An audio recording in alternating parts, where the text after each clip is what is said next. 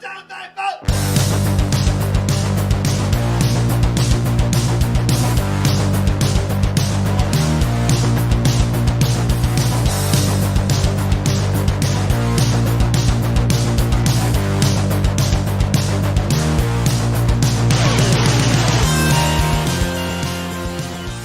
And hello there, all you Stay Tuners. Welcome back to another episode of Stay Tuned Sports. It's your good friend Jimbo here, back again to kick off our weekly episode, our Stay Tuned Sports episode. Got some decent topics to talk about today, some baseball news with players opting out and teams opting out of their contracts. Plus, we have some surprising news after the trade deadline, some stories coming out, and finishing off the show with some Eagles news, since obviously everybody that's been ever listening to this show has known that I'm a huge Eagles fan. So we're going to talk about the situation that has popped up with Deshaun Jackson. So, but before we get into it, head over to Twitter, follow us there at ST Sports Podcast. Follow myself at Jimbo ST Sports. Head over to Facebook, like and share our page, as well as our YouTube channel. Subscribe to that. And head over to Belly Up Sports. I write for them once in a while, but we have some good writers over there. Give some of their articles some love. This past week, there was actually a couple good articles that I read of theirs. The one that stood out the best for me was about EA Sports possibly bringing back NCAA football and what we would like to see in the new game, since it's been gone since 2014. So head over there and also check out the forum over there. There's a lot of good topics in there, and if you're interested in writing or whatnot, podcasting, shoot them a message there and they'll get you hooked up, and you could join our little family that we got going on there. So like I alluded to earlier, some Major League Baseball news. Jake Arrieta is staying with the Philadelphia Phillies. He exercised his $20 million player option for the 2020 season, and it was a smart move on him, I believe. The past 2 years, him being with the Phillies really hasn't been the greatest. It's been average, at best. Last year in 24 starts, he was only 8-8 with a 4.64 ERA, and then the year before he was 10-11 with a 3.96 ERA in 31 starts, which, 10-11, obviously that's a game below 500. With how Major League Baseball is going with offense now, a 4 ERA is a little high, but not. It's average. It's really, really average if you really think about it. And he really hasn't been a dominant pitcher since, if you really want to say anything, maybe 2015, when he won the Cy Young Award with the Cubs. And the next season is when he won the World Series with the Cubs. Now, it's obviously been stated that the Phillies have a lot of pitching issues for the past couple seasons. I would say 2 or 3 seasons, if not longer. But with Joe Girardi coming in, I'm thinking that's going to get cleared up. Obviously him being a former catcher should know a thing or two about pitching, as far as helping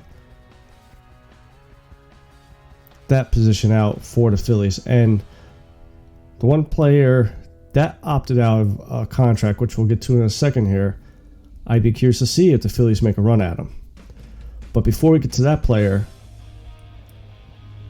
the New York Yankees also decided to not extend Didi Gregorius's qualifying offer, which, the rumors were out there that they weren't going to do it.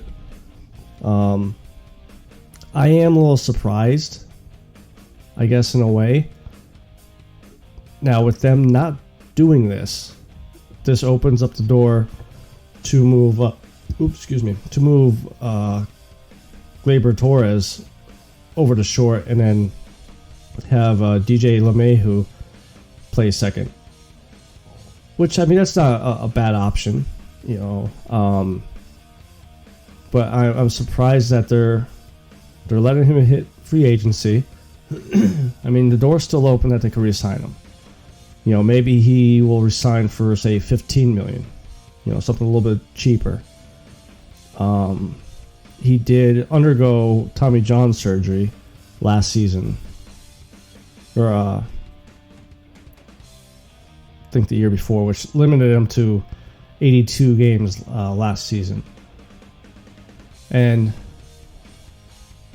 you know, surgery like that 10 years ago, you would think a player's career is over.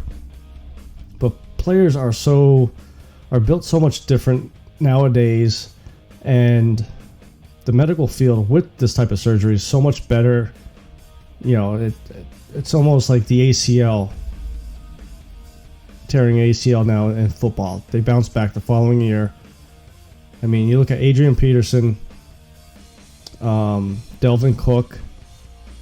I think David Johnson tore his ACL 2 years ago, but they all bounce back now just because the medical field's so advanced that these are just, I mean, they're major injuries. I mean, you know, I'm not making light of that, but players could bounce back so much better than in the past.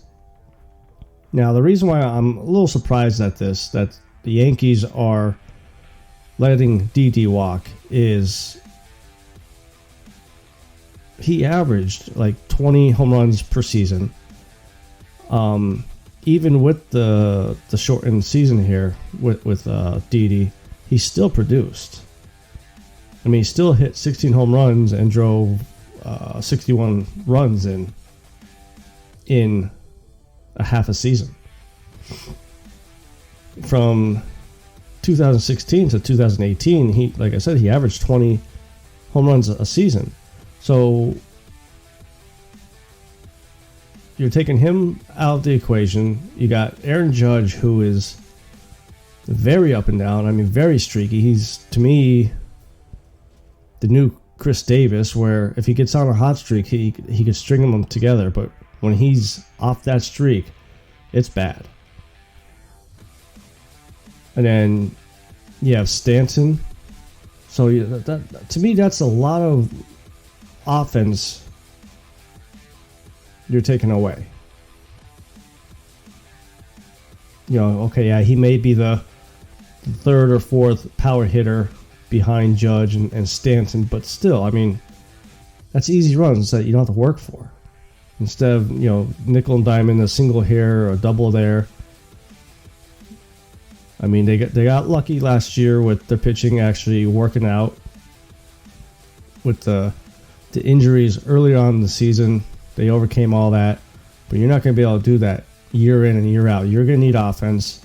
And like I said, you know, when I was talking about Jake Arrieta, that's the way Major League Baseball is going, is more towards offense than a complete game shutout for a pitcher or a no-hitter. You know, it's not going to be a defensive game anymore.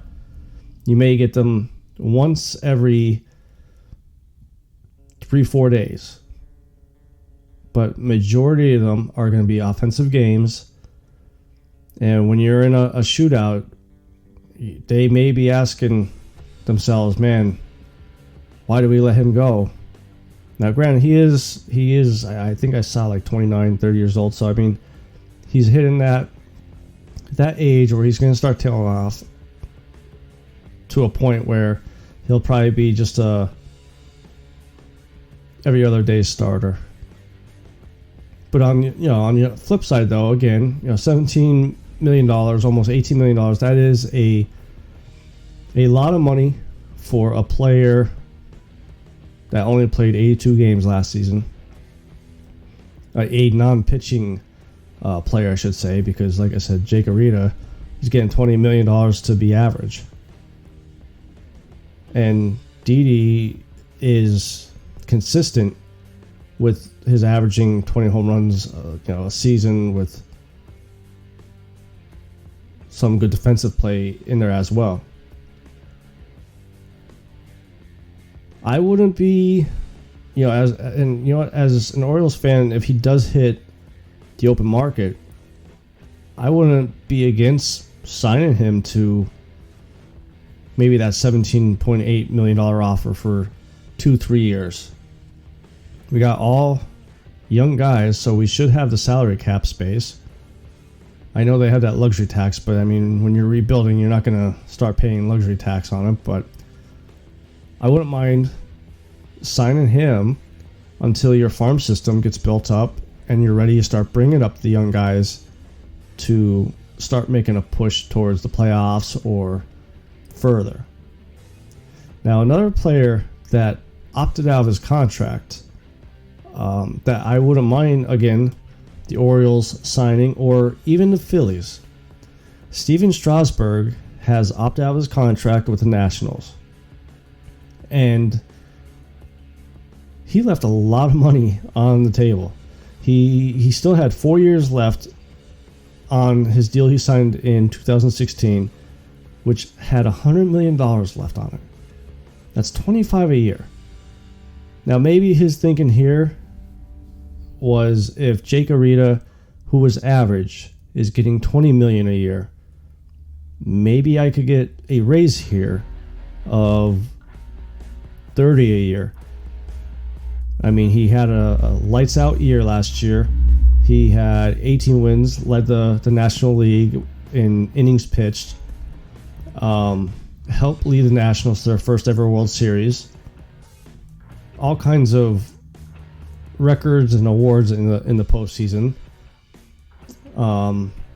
His only downfall is he is injury prone.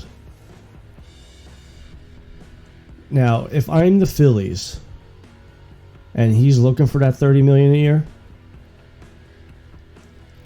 obviously, as long as I have the space, I'd go after him. You put him as your number one, Arrieta as your number two. Even if Arrieta does another average year, Strasburg is a good pitcher. Yes, he's 29, 30, 31 years old, somewhere around there. Sign him to a 4 or 5 year, $150 million contract. I really think the Phillies are a pitching staff away from getting back to the World Series. Everybody wanted to shit on Bryce Harper last season, but you really look at his stats, he wasn't as bad as everybody thinks he is, or was. Granted, he didn't live up to that contract, but again, it's the first year of that contract. He's not going to be a MVP caliber player every season. He's going to have some down seasons, and he's going to have some up seasons. Maybe this past season was his slightly down season. Now, if he comes back next year and does the same thing or even worse, then I would start questioning about the contract he signed. I mean, there's no way Phillies get out of the contract. They're stuck with him for the next 12 years or whatever it would be. Why not bring Strasburg in here and try to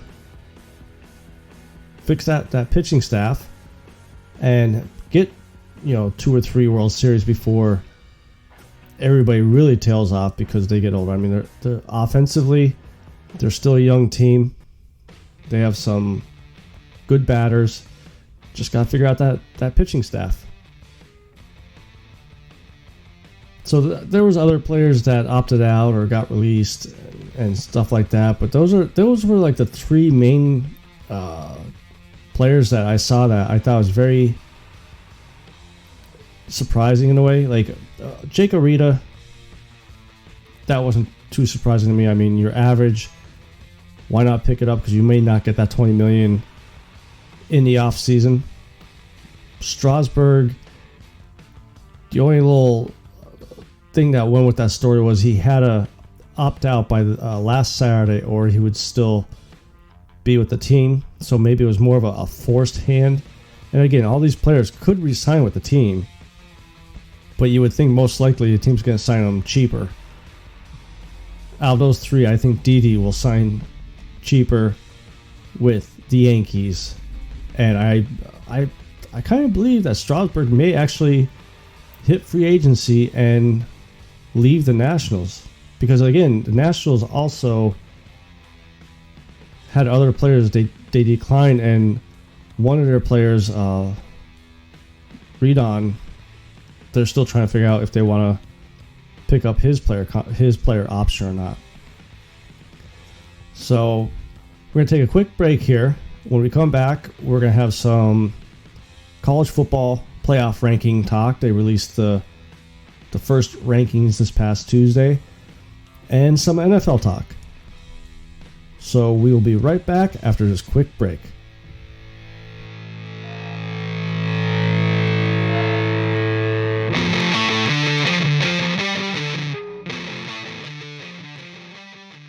Hey, what's up, everybody? This is your good friend Jimbo from Stay Tuned Sports.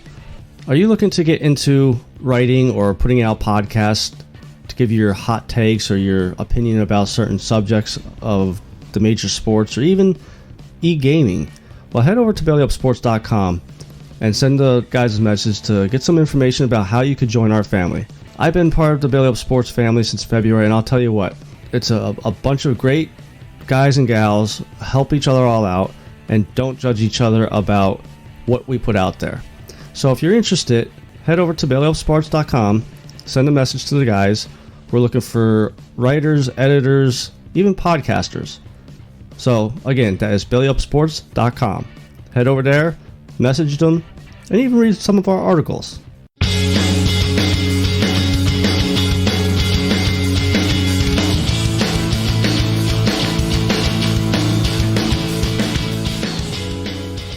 And welcome back to Stay Tuned Sports, guys.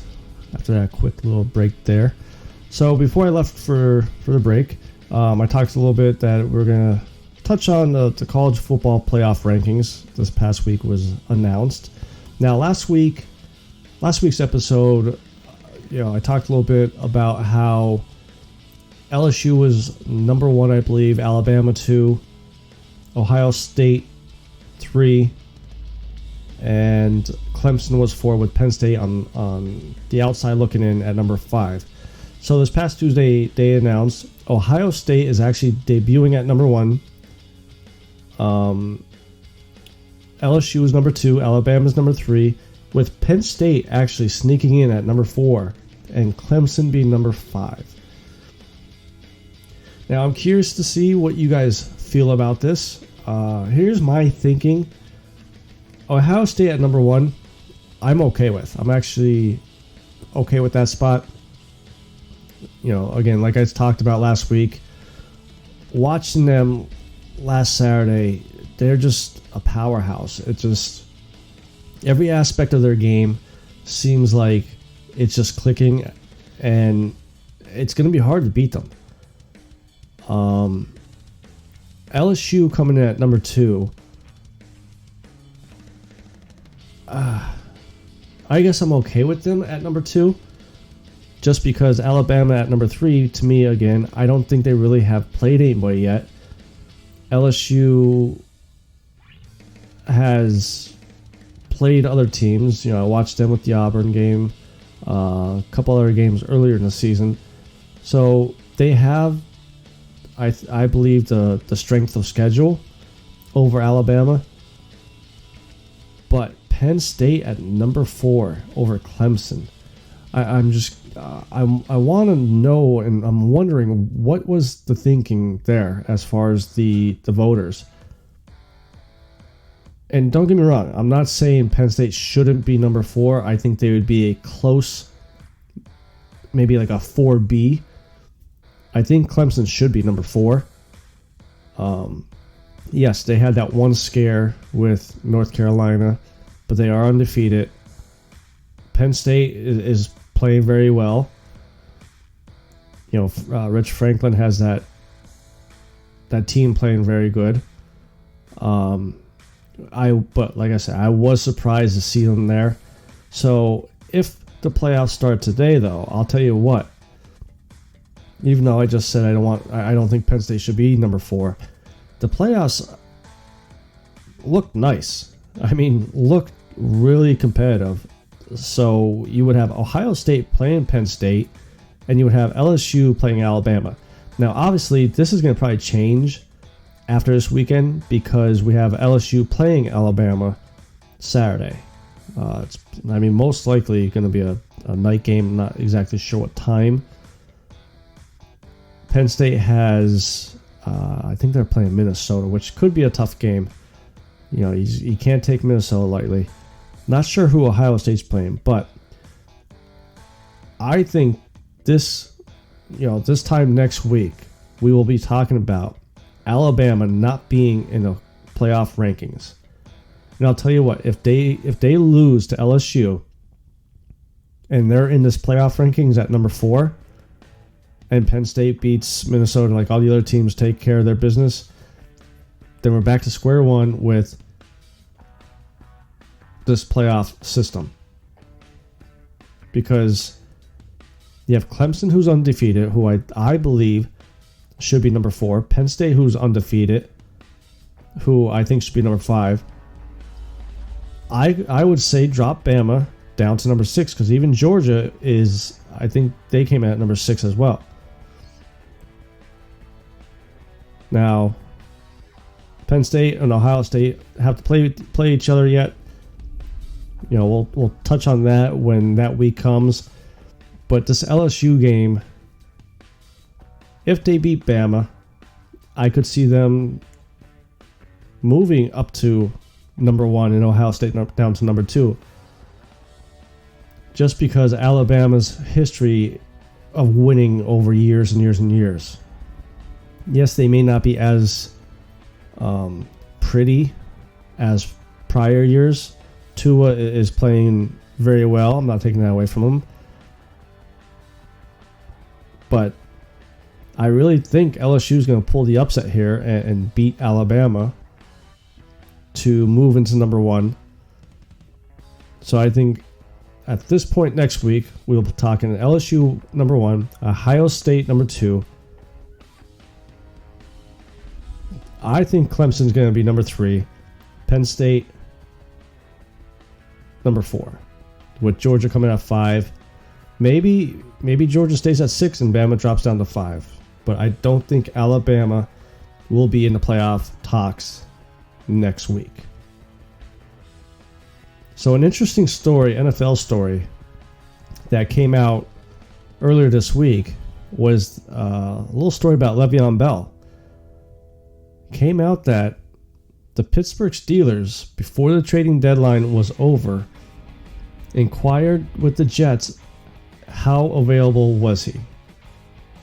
And because the reasoning behind it was James Conner shoulder injury that he suffered Monday night against Miami was potentially serious and may have been season ending.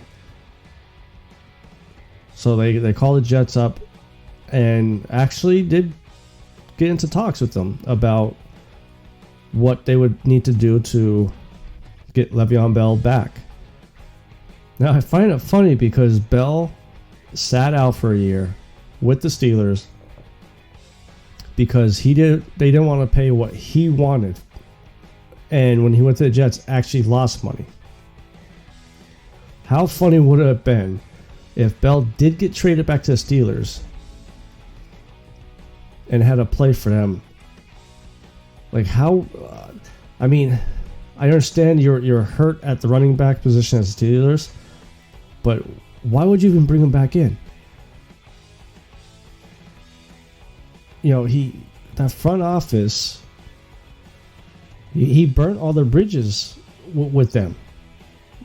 He is a very good back, don't get me wrong.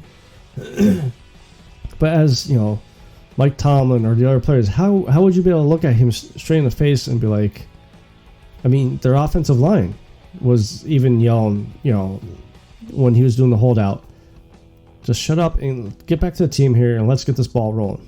He was all about himself. How could a team look at him and respect him and want to go to war with him week in and week out? Fortunately for the Steelers, and I think they're better off without him Fortunately, they found out that James Conner's shoulder isn't as serious of an injury as first thought. May miss a little bit of time, but it's not season ending. Luckily, the trade deadline came. Le'Veon Bell is still with the Jets, and now actually has a knee injury himself. So Steelers were that close to trading for James Conner's replacement to only be hurt anyways. I mean, talk about a weird story with a former player and a former team. So, before we go, like I said, I want to talk a little bit about my beloved Philadelphia Eagles. So we played the Bears last week. Deshaun Jackson made his miraculous comeback and only played 4 plays. And now he's on injured reserve with the possible return being in the wild card round. I've seen some fans say, who to blame here. Do you blame the training staff? Do you blame Howie and Doug? Do you blame Deshaun Jackson? How can you blame Deshaun Jackson? He went, got the opinions, should he have surgery or not, did everything he possibly could to get back out there in the field, and unfortunately it didn't work out.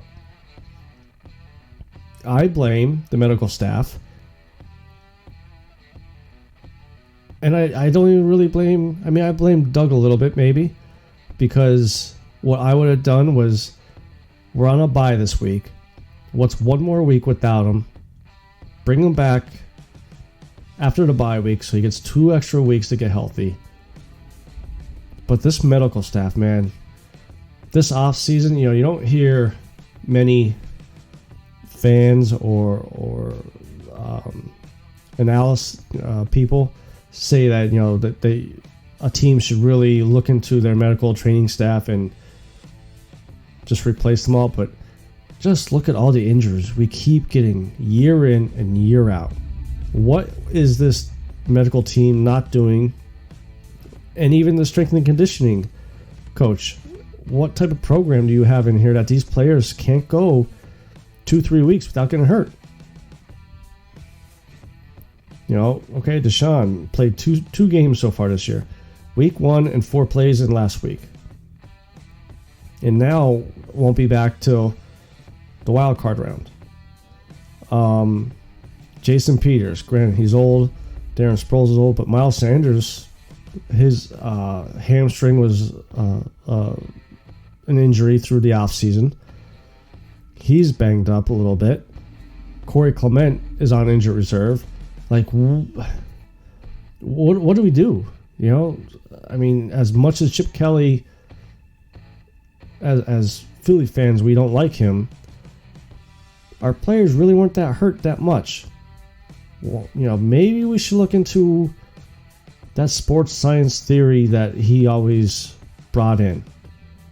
But we gotta figure out something to stop having players get hurt so much on this team. I understand it's halfway through the season now. You're going to start getting injuries. But this was week 1, week 2, week 3. Like, something's got to change with our training staff. But to replace Deshaun Jackson, maybe third time's a charm, we bring Jordan Matthews back. I like Jordan Matthews, don't get me wrong. I just don't like this move. We brought him last year to help out, and it really didn't work out, I believe. The thing that is hurting our offense right now is we don't have a deep threat. Jordan Matthews is not a burner. Alshon Jeffries is not a burner. Jeffries is a jump ball guy, or he could go over the middle. Jordan Matthews, to me, is to this point in his career now, is only a red zone target. My questions that I want to bring up to Howie and Doug is, why weren't we looking at, say, Pierre Garçon, who, when he's healthy, is a deep threat. Michael Crabtree was out there. We asked Torrey Smith if he was interested. He wants to stay retired, which I don't blame him.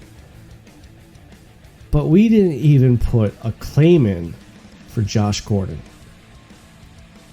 And to take a step further, he fell all the way down to the 28th team on the waiver wire. So 27 other teams didn't put a claim in for him. We were, I believe, 15th or 16th. Yes, he's a little older now, but he still could play. Why? I would rather take Josh Gordon over Jordan Matthews. Why did we not put a claim in for this guy? We need something to help this receiving core. Zach Ertz had a big game last week, finally. He stopped, catching the ball and just dropping to the ground. Had a couple of nice stiff arm on some of the guys. But our receivers are constantly dropping the ball. Josh Gordon, he's cheap. So it's not like he's going to break your salary cap bank. Why not?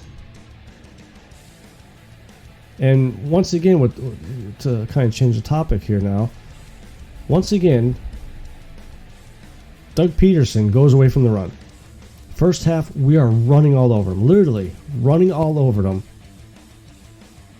Definitely had some red zone issues.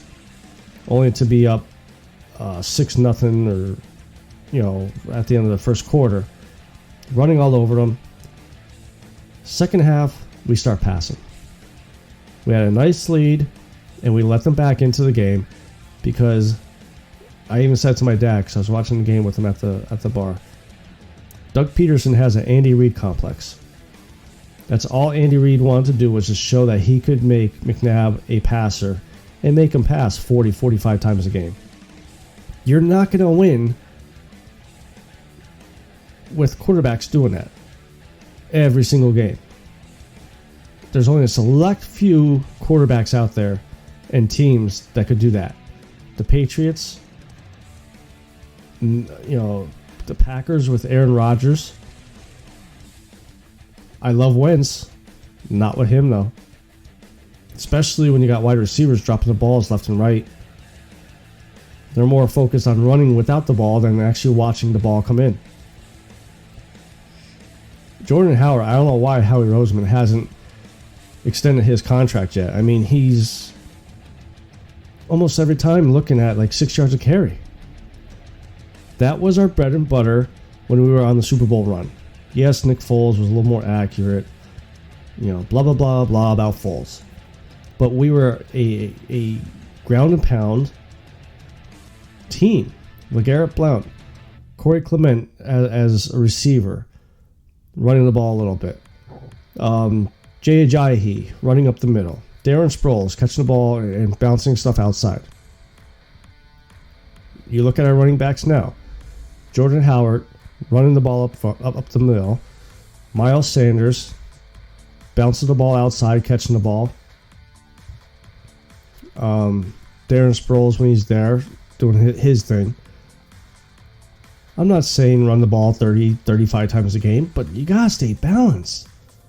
And those 6 yards of carry are going to eventually wear out their defense. And when you watch that first half of that game, there was so many times that those Bears players had their hands on their hips.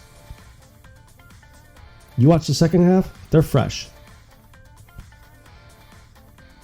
So I just don't know what Doug is seeing, and Mike Rowe's got to go. I'm hoping his contract's up or something like that, because I hate how he's the offensive coordinator. I think he needs to go. But luckily, we did pull out a 22-14 win. We're on a bye this week, and we come out of the bye playing the Patriots. Now, granted, the Patriots lost this past week to my wife's Baltimore Ravens. And here's a poll that I think I started earlier in this week. Who is a more legit team, the Ravens or the 49ers? And I'll tell you what, I think the Ravens are. 49ers, we'll see after this weekend. I think they play Seattle. Seattle's a good team. You got Russell Wilson playing MVP level. So we'll exactly see how the 49ers are after that game. But the Eagles better get this shit together coming out of the bye week, because I think that's going to be a dogfight. Going up against the Patriots. Especially them looking for a little payback for the Super Bowl from 2 years ago. I won't give my pick for that game this week. I'll wait till next week. But before we go, though, head over to Twitter. Follow us there at ST Sports Podcast.